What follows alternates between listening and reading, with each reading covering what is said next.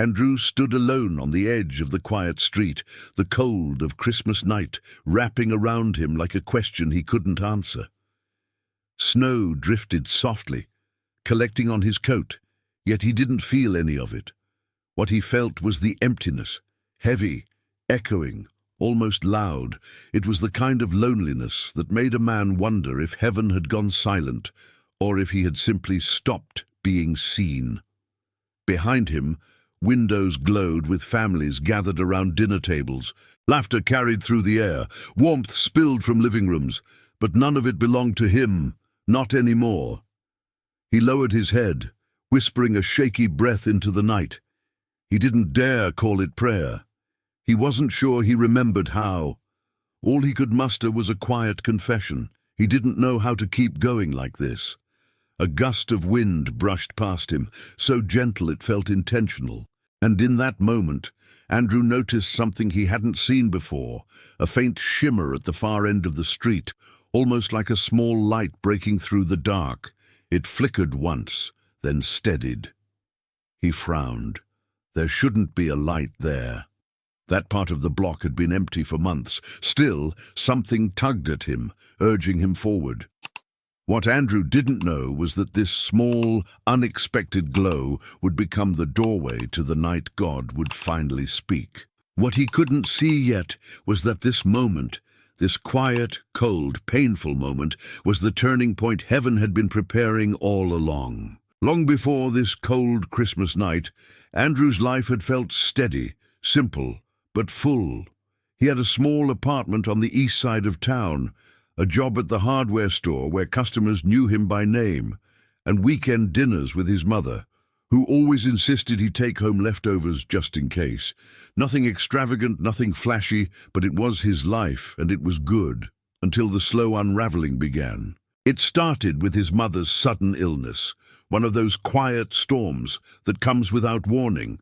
For weeks, he visited the hospital every evening, sitting beside her in the soft, sterile light, holding her hand, telling her stories he hoped she could still hear. She passed away in early autumn, and the silence she left behind felt like a door shutting somewhere deep inside him. Then came the layoff. The hardware store, its creaky floors, its familiar aisles, its steady rhythm closed after decades of business. Andrew packed up the last boxes with hands that trembled more than he admitted. The job hadn't just paid his bills, it had anchored his days. One loss folded onto another until his world felt paper-thin. He tried to cope in the quiet ways people do. Long walks after sunset, mornings spent trying to read, evenings staring at old photos he hadn't meant to revisit. But each day felt like proof that the ground beneath him wasn't as solid as he once believed. For the first time in his adult life, he felt untethered. The only person who kept checking on him was his neighbor, Mr. Hayes, a retired schoolteacher with a gentle voice and the kind of smile that made you feel welcome even on your worst days. Every few days, Mr. Hayes would pause on the stairs and ask, "How are you holding up, son?" Andrew always answered with a nod, never more. He wasn't ready to open the door to his grief. Still, the older man didn't push. "Just remember," he often said, "God hasn't lost sight of you." It was meant kindly, but Andrew had stopped knowing how to respond to words like that. One quiet afternoon, weeks before Christmas, Andrew had gone for a walk along the river, one of the few places where his heart felt a little lighter. The water moved softly, reflecting the dull winter sky. He stopped beneath a leafless oak, closed his eyes, and whispered the smallest expression of worship he could manage. "God, thank you for carrying me this far, even when I don't feel it." It surprised him. The words came out shaky, but they were real, and something inside him loosened, just a little. But as December drew closer, the weight returned. Everywhere he went, he saw families shopping together, lights strung across porches, children wrapped in scarves and excitement. Christmas only magnified what he had lost. He kept telling himself he was fine, that the ache would pass. Yet every night when he returned to his dim, quiet apartment, the silence pressed in until he could barely breathe. He missed his mother's voice. He missed the routine of work. He missed the feeling of being needed. And though he tried to believe otherwise, part of him had begun to wonder if God had stepped back, watching from some distant horizon. On the afternoon leading into that fateful Christmas night, he ran into Mr. Hayes on the stairwell again. The older man placed a gentle hand on his shoulder and said, "Andrew, sometimes the hardest seasons are the doorway to something God is shaping for us. You don't see it now. You will." Andrew managed a faint nod, but his heart felt numb. He didn't know that this small conversation would echo in his mind hours later. Right as the night turned cold and the world grew quiet enough for heaven to whisper. What Andrew didn't realize was that God had already begun the slow, tender work of drawing him toward the moment when loneliness would crack open into revelation. Christmas Eve was supposed to be simple. Andrew had planned to buy a small dinner, watch an old movie, and try not to think too much. But the day carried its own weight, heavier than he expected. That morning, he visited the small grocery store in town. He kept his head down, hoping to slip in and out unnoticed. But Pinebrook was a small town. People remembered things, and they remembered him. As he reached for a carton of soup, he heard two women whispering near the produce section. "That's him," one of them murmured. "Ever since he lost his job, he's been different. Poor guy. Looks like he's given up. I heard he barely leaves his place anymore," the other replied. "Such a shame. He used to be so bright." Andrew froze. The words weren't cruel, but they struck him anyway, like someone had cracked open his private struggle for the whole world to see. He forced a soft exhale and pretended not to hear, but his chest tightened as if the air itself had turned against him. At the register, the cashier offered him a sympathetic smile, the kind that said she knew more about his situation than he wished she did. "Doing okay for Christmas?" she asked. He nodded quickly, fumbling for his wallet. "Yeah, just keeping it simple this year."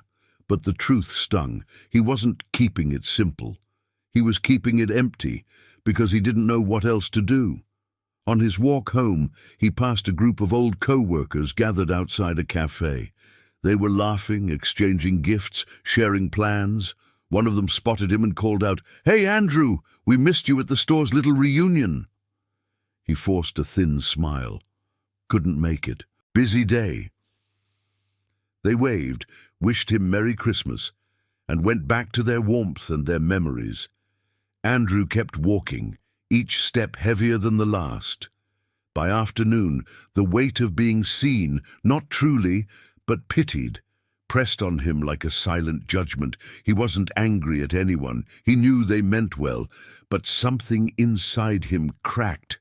He felt exposed, small, like a man standing outside a window watching life move on without him. When he reached his apartment, a flyer was taped to his door. "Community Christmas dinner. All are welcome." In the corner, someone had handwritten, "You should come."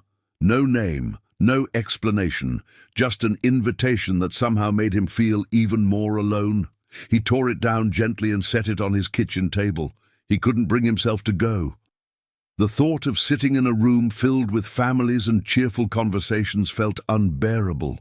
As evening approached, he walked outside again, trying to escape the tightness in his chest. That's when it happened. A couple passing by glanced at him and whispered, a little too loudly, "Poor guy. Nobody should be alone on Christmas." He swallowed hard, his face warming with quiet humiliation. He hated that his loneliness had become visible enough for strangers to comment on. He hated that he felt powerless to change it. He stepped away from the sidewalk, breathing slowly, forcing composure. This can't get worse, he thought, but he was wrong. Just before nightfall, he received a message from an old friend, someone who used to be close but had drifted away months earlier. "Hope you're okay, man. Heard things have been tough. If you need anything, let me know." It was kind. It was honest, and it broke him. He realized people were checking on him not because they believed he was strong, but because they feared he wasn't. He walked down the dim street, the cold biting his hands, trying not to crumble under the weight of being silently judged as the man who had lost too much. She thought this was the worst moment of the season. It wasn't. What Andrew didn't know was that this very unraveling, the sting of being seen in his weakness, was pushing him closer to the moment God had been preparing, the moment when the dark would split open into something he never expected. The walk back to his apartment that evening felt heavier than any before. Snow drifted soundlessly, settling on rooftops and fences, turning the world white. Yet Andrew felt only the grey inside him. He stepped into the stairwell, ready to retreat into the familiar quiet, when he heard a soft voice behind him. "Andrew?" He turned. It was Mr. Hayes, carrying a small bag of groceries. The older man's eyes were kind, but sharp enough to notice the weight Andrew tried so hard to hide. "You look like you're carrying the whole winter on your shoulders," he said gently. Andrew attempted a smile, but it faded quickly. "It's just been a lot today." Mr. Hayes nodded, as though he had expected that answer. "Come upstairs for a minute," he said. "Just a cup of tea, nothing heavy." Andrew hesitated, but something inside urged him to accept. Maybe it was the need to hear another voice. Maybe it was the loneliness pressing too close. He followed the older man up the stairs. Inside the apartment, everything was lit with soft, natural light. No decorations, no clutter, just a warm, lived-in space. They sat at the small table near the window. For a moment, neither spoke. Then Mr. Hayes leaned back, studying him with patient eyes. "You've been walking through a long night, haven't you?" Andrew swallowed. "Feels like it." "There's a truth I learned long ago," the older man said. "Sometimes God lets everything grow quiet, not because he's gone, but because he's preparing to speak in a way we finally can hear." Andrew looked down at his hands. "I don't know if I'm ready to hear anything." "That's the thing about God," Mr. Hayes replied. "He speaks even when we don't feel ready, and loneliness, though it feels cruel, can be the soil where his voice grows clearer." The words settled over Andrew like a blanket he hadn't known he needed. Something inside him trembled, softened. He closed his eyes for a moment and whispered a small, honest prayer, barely more than breath. "Lord, guide me. Give me strength to walk the path you prepared." It wasn't dramatic, it wasn't eloquent, but it was real. When he opened his eyes, Mr. Hayes smiled gently. "You won't be in this night forever, and when the light breaks through, you'll understand why the silence lasted so long." Andrew breathed slowly, letting the words sink in. He didn't know it yet, but this quiet conversation would become the whisper he clung to when everything shifted later that night. As he stood to leave, Mr. Hayes placed a hand on his arm. "Remember, son, God sees you, even when you think no one else does." Andrew nodded, feeling a faint warmth, small, but undeniable. Something inside him stirred, like a candle being lit in a distant room. Except this one was not man-made, not placed, not crafted. It was simply there, a gentle awareness that maybe, just maybe, God was closer than the silence suggested. What Andrew couldn't see yet was that this tiny stirring would soon collide with something far more unexpected. A moment already moving toward him, quiet as snowfall, certain as sunrise. Before we continue Andrew's journey, take a moment to breathe and reflect. If you've ever walked through a silent season, if you've ever wondered whether God still saw you, you are not alone. Andrew's story is about to shift in a way he never expected, and maybe it will speak to something inside you too. If this message is touching your heart, I invite you to subscribe and comment your city and country below. It helps us reach more hearts who need hope tonight. Now, let's return to the moment where light begins to break through Andrew's longest night. When Andrew stepped back outside after leaving Mr. Hayes's apartment, the night had deepened. Snow fell in slow, lazy spirals, softening the edges of the world. For the first time in weeks, the cold didn't sting as sharply. Something inside him felt a fraction lighter, fragile, but real. He walked without a destination, letting the quiet guide him. His breath rose in small clouds, dissolving into the stillness. And then he remembered the strange light he had seen earlier at the far end of the street, the one that shouldn't have been there. He hadn't intended to investigate it, but now something nudged him gently, almost like an invitation. He followed the empty road until he reached the end of the block. The light flickered again, glowing softly from behind an old bench near the small public park.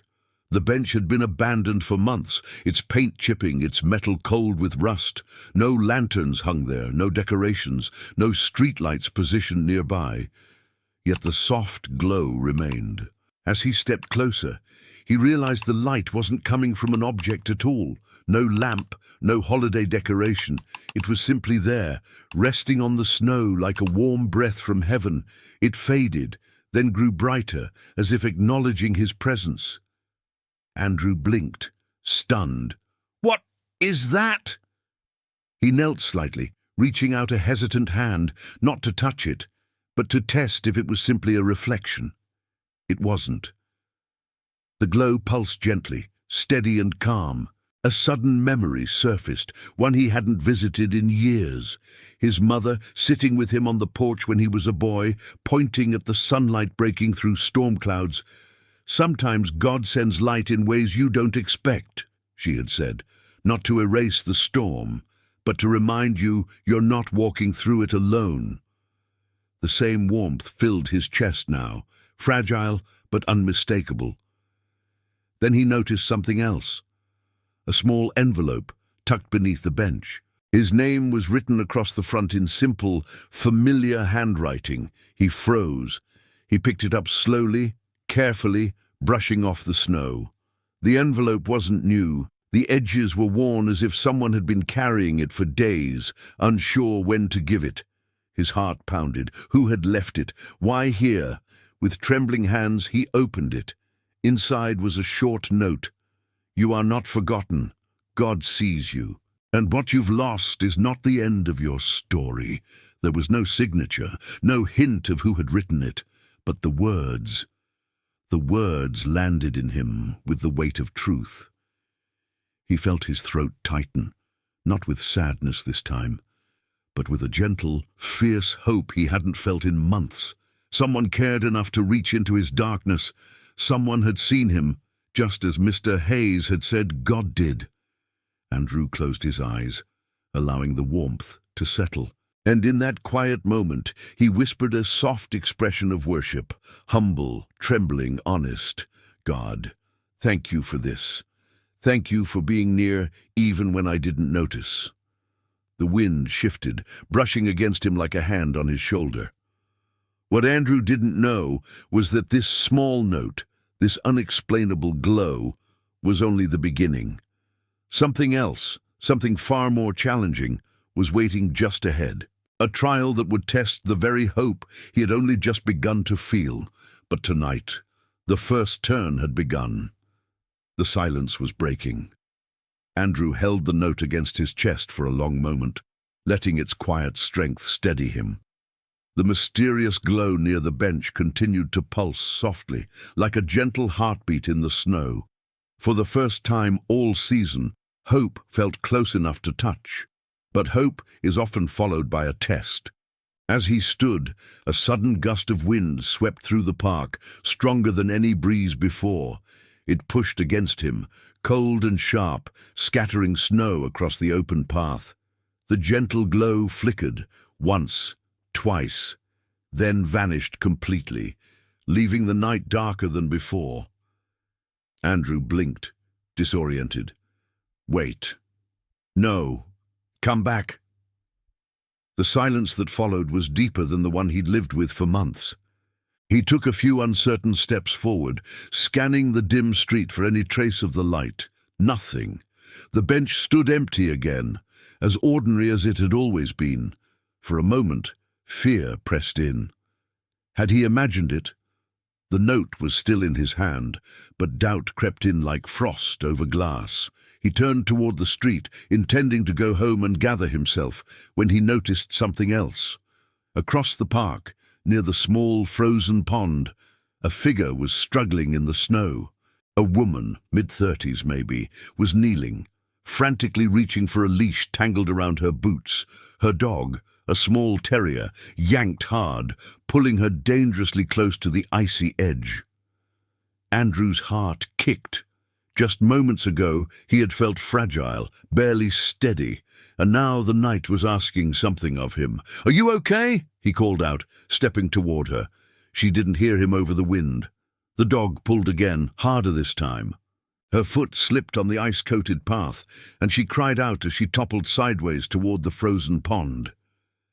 Andrew ran. His breath tore through the cold. The snow gave way beneath his boots as he pushed harder, faster. Please, God, help me reach her. Just as the thin ice beneath her hand began to crack, he grabbed her coat and pulled her backward with all the strength he had left. The woman gasped, clutching his arm. "Oh, thank you. I didn't realize how close I was." The ice. She looked at the dog, still trembling. He just bolted. Andrew knelt beside her, chest heaving. "Are you hurt?" "No," she said, breathless. "Just shaken. You got here just in time." But Andrew heard something else beneath her gratitude. The voice of his own fear, whispering that he almost didn't make it. That he was too slow. That the hope he had felt might have been a mistake. For a moment, the weight of responsibility pressed onto him like a new kind of trial, one where he wasn't just carrying his own pain, but stepping into someone else's danger. As the woman steadied herself and walked away with her dog, Andrew remained on the snowy ground, shaken. The glow was gone, the hope felt fragile. The night, once again, felt too big for him. He closed his eyes, breathing through the tension. Why show me light if it would disappear? Why give me hope only to test it immediately? The wind whispered through the bare trees, offering no answer. And yet, the memory of the glow lingered. The warmth of the note still lived in his pocket. Something in him refused to let go, though he could feel the war inside his chest. Tonight was not done with him, and what Andrew didn't know was that this near failure, this moment where hope felt like it might slip away, was the final threshold. The moment just before everything would break open. The night was preparing him for the place where God would finally speak. And it was closer than he realized. Andrew rose slowly from the snow, his breath trembling in the cold air. The park was still again, quiet, emptied, almost sacred in its silence. The woman and her dog had disappeared down the path, leaving only faint footprints behind. The wind softened, the sky darkened, and the night settled into a stillness that felt intentional. He turned back toward the bench where the mysterious glow had appeared.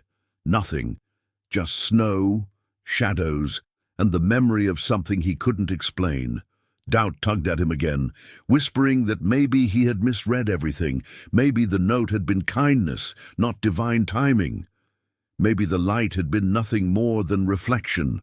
But then, deep within the quiet, he felt something shift, not outside, inside. A warmth, soft, steady, unmistakable, rose in his chest. The same warmth he had felt as a child when his mother read scripture by the window on Sunday mornings. It wasn't dramatic, it wasn't loud, but it was real. He stopped walking. The world around him seemed to pause with him. Even the snowflakes drifted slower, gentler, and in that stillness, something came back to him, not a memory, not a voice, but a truth rising like dawn inside his spirit. "You are seen." Andrew's breath caught. He turned slowly, searching the empty park, but there was no figure, no sign, no shining light. Yet the truth pressed deeper. You were never walking alone.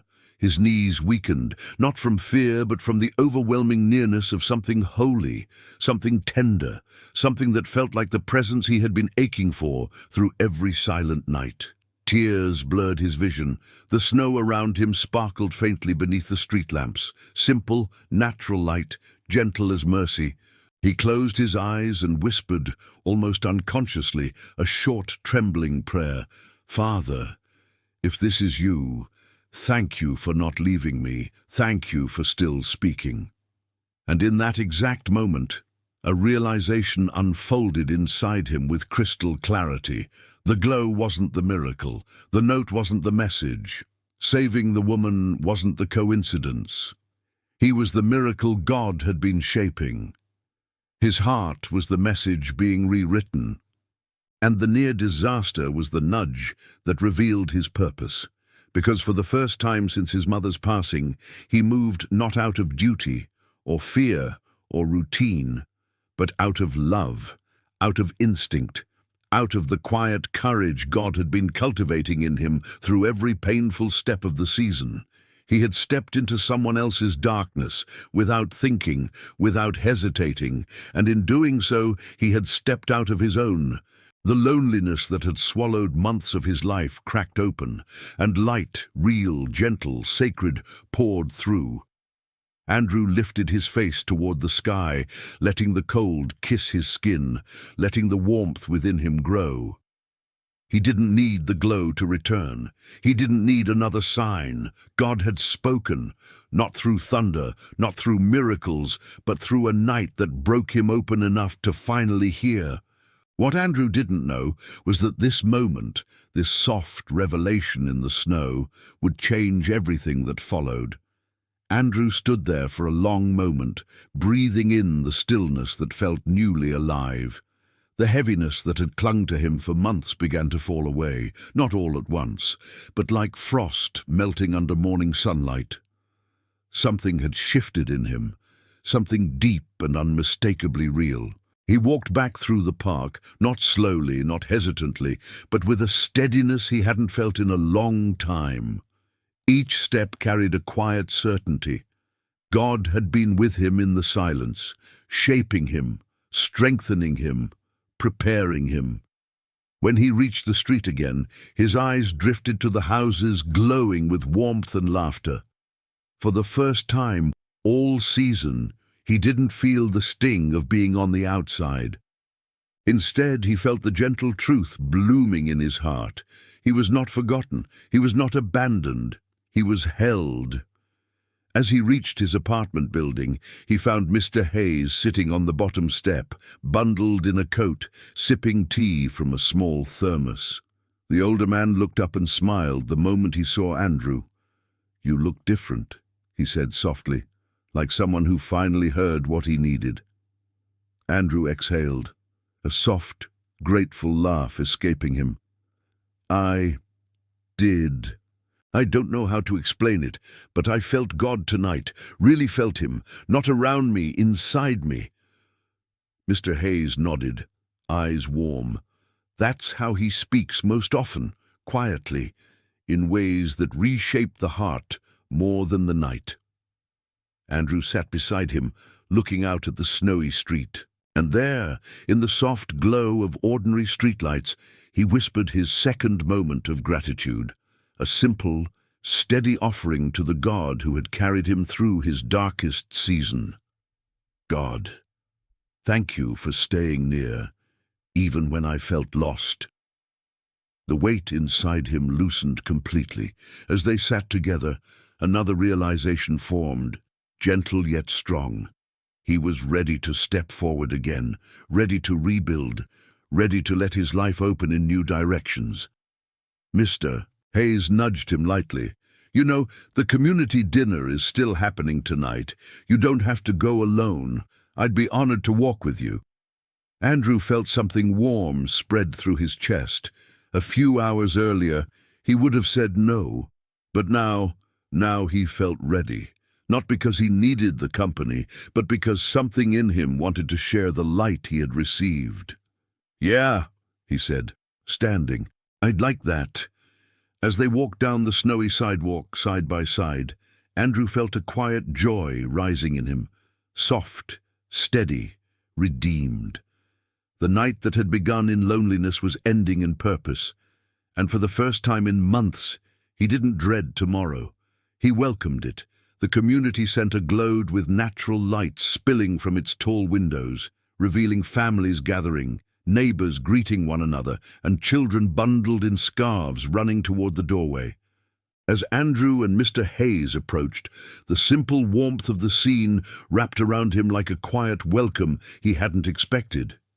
Inside, the hall was bright, not with decorations, but with people.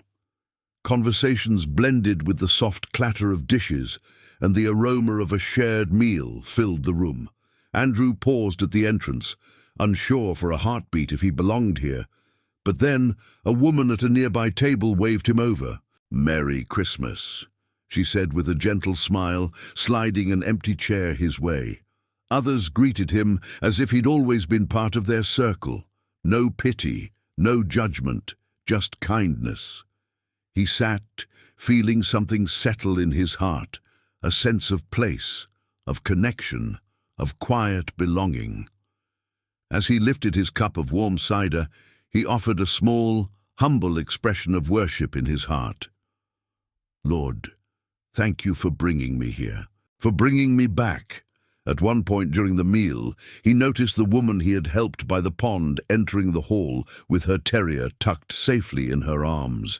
Their eyes met across the room, and she gave him a nod of gratitude that said everything without a single word. In that moment, Andrew understood something profound. His story wasn't just about being comforted, it was about being prepared to comfort others. His pain had carved out room for compassion. His loneliness had shaped a deeper sensitivity to those who felt unseen. His silence had become the soil where God planted purpose. And though the night outside remained cold and still, inside he felt the gentle warmth of a life beginning again, a life God had never stopped tending. Sometimes the nights we fear the most become the very places where God speaks the clearest. Not with thunder, not with signs written across the sky, but with quiet nudges, unexpected kindness, and the gentle lifting of a weary heart. Andrew's story reminds us that silence is never abandonment, and loneliness is never the final chapter. God works in hidden ways, preparing us, strengthening us, drawing us toward the moment when light breaks through in a way we cannot deny. If you too are walking through a quiet season, hold on.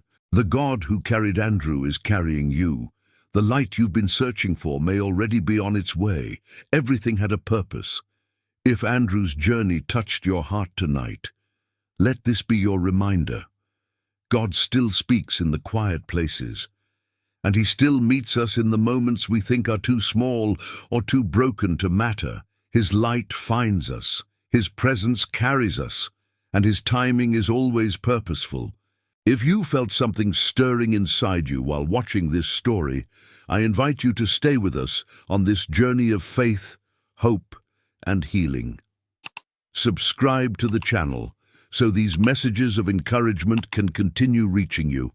And before you go, comment below with your city and country. We'd love to know where in the world this story found you tonight. May God bless you and keep you.